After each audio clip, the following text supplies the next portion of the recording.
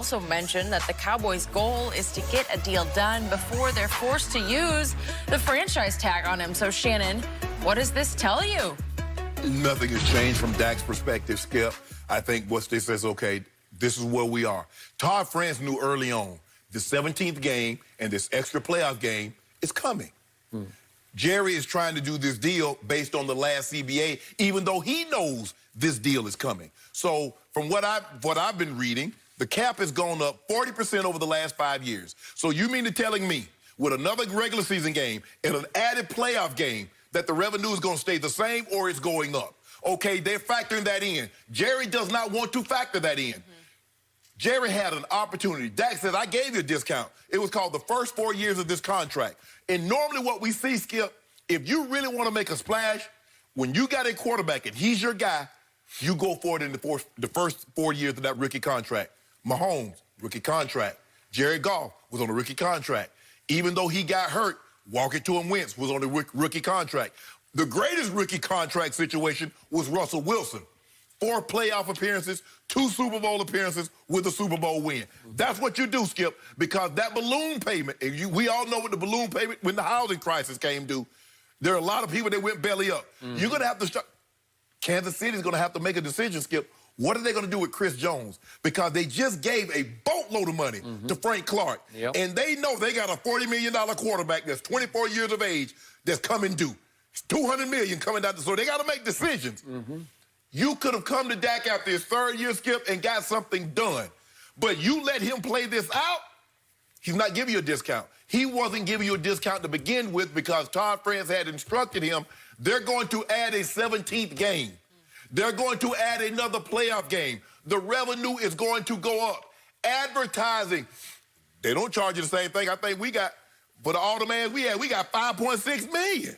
Yeah, ads going up. And Jerry's trying to, because here's the thing, another thing you have to be careful of, Skip, is that Todd France just doesn't represent Dak Prescott. You don't want to be known as the agents that give team discounts.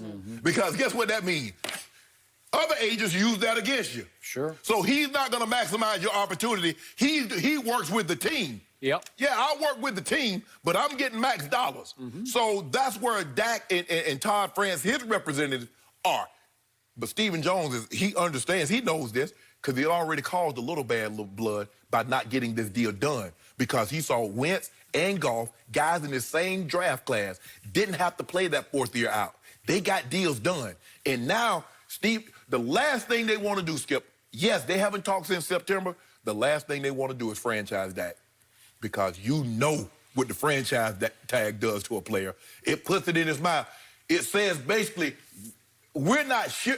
You know what? We'll date a little longer. I'm still not sure yet.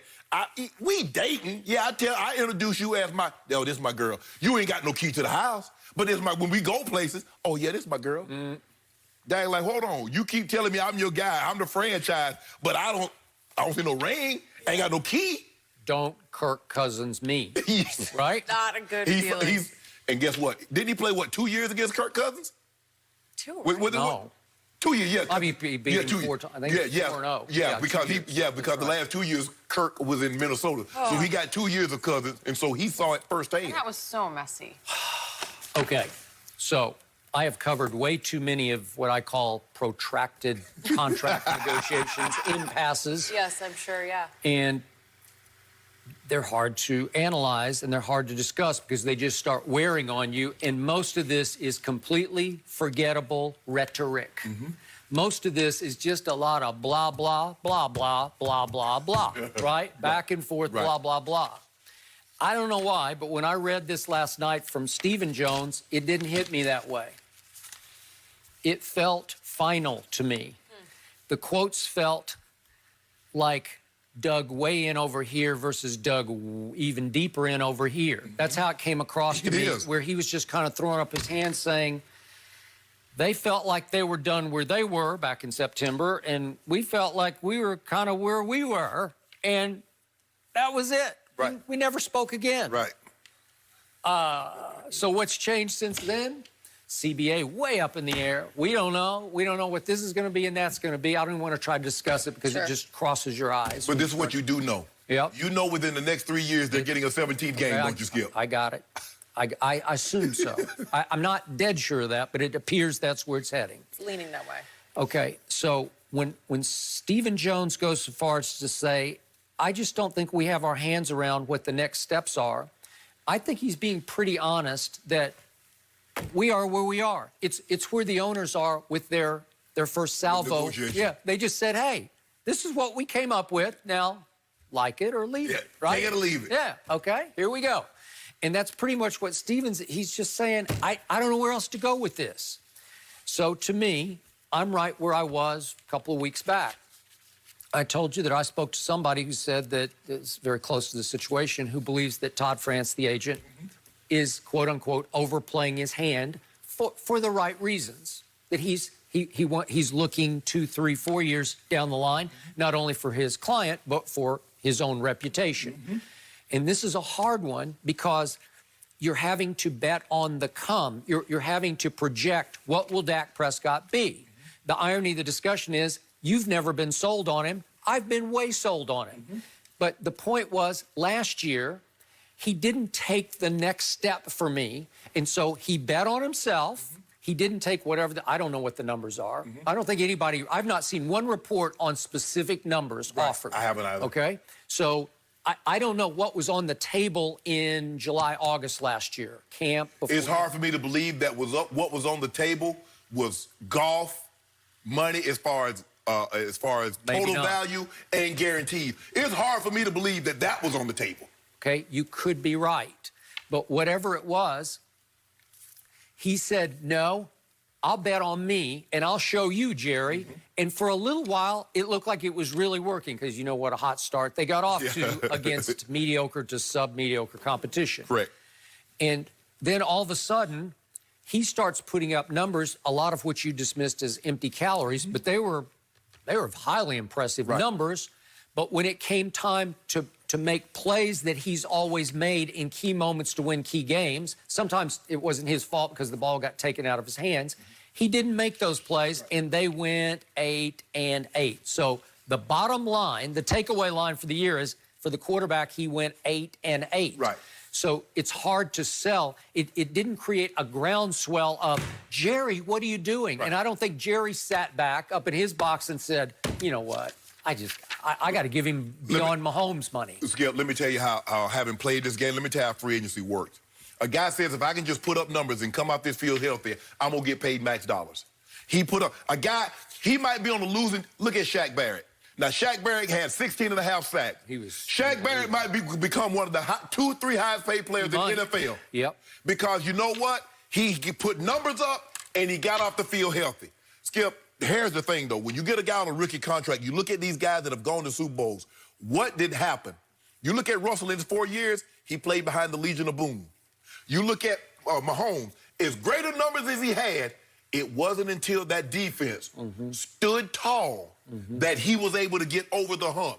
You look at Philly, that defense, when they needed to, they played great all year, and even though Tom Brady threw for 505, boom. Yeah. Look at the Rams, their defense. So the Cowboys, Dak can only do so much, but at the end of the day, that defense is going to have to play better than what they played, especially in big situations. Totally agree. So, in the end, I'm dug in where I was. You still have to consider some, what I call not hometown discount, because it's not Cincinnati's hometown or Detroit's hometown. It's America's team's hometown. You have to take an America's team discount because you already have about a dozen national TV endorsement deals. It's a lot of money, and they will continue to grow as you grow if you become as great as I think you could become in the next 5 years. And in the end, you have to do it for the sake of your own salary cap, Brady-esque. I always say he's Brady-esque. And you have to give Jerry the ability to fix the defense by taking a little less. But I don't know. But you told me Jerry will figure it out. You say Jerry always figure these things out. So that's what Dak's saying. Okay, he always has, but there always comes one point where one agent says, I want that. I don't want the moon, I want the sun. I want the sun right now, right here. But let me tell you why it's so easy for Coach Belichick and the Patriots to do it. Because Tom Brady has always done it. See, it's hard to get Dak to do that when DeMarcus Lawrence didn't do it. Nope. It's hard to do that when those 3 offensive lines didn't do it. Okay. So the offensive line. Remember, what are you dealing with in nature here? What's the personality of this quarterback? He is a tough kid. Yes. Man. He has football character and backbone. Right. He fought his way out of the fourth round to the quarterback of America's team, and he's saying, not on my watch. Right. And he basically said, I gave you a discount. Yeah. It was the first 4 years of this deal. Right. Or rookie deal, Skip, where the last y'all only made, what, $2 million? That was the discount. He says now, and like I said, when you go to New England, Skip, you already know, unless you're a free agent, Gilmore, Stephon Gilmore. Yep. Skip, you're not getting market. But you already know that. See, Tom Brady never got that. So really nobody else that's on that team that re-signs expects to get that. Okay, just remember, Jerry Jones, as the owner and operator of the Dallas Cowboys, does have a responsibility to his organization and to Cowboy Nation to finally say, you know what, that's just too rich for our blood. That's not going to work. Not too rich for Jerry blood. Well, there's this thing called a cap. You just can't. It is there. Right. There are no caps on yachts. You don't. But I know. But see, this is what I tell all the players. I said, the moment you get drafted, you are now an LLC. You are a business. Okay. Now, the Cowboys, don't worry about what the Giants are doing, who their endorsers are. What's in the best interest of the Dallas Cowboys? Dak Prescott must worry about what is in the best interest of Dak Prescott, not Zeke, not Amari. If there were no hard salary cap in pro football, in the National Football League, this deal would have been done last off-season. Yes. And right now, Dak Prescott would be making $45 million a year. He would, seriously. Well, the thing is, Skip, they didn't want situations like sometimes you get with the devil race.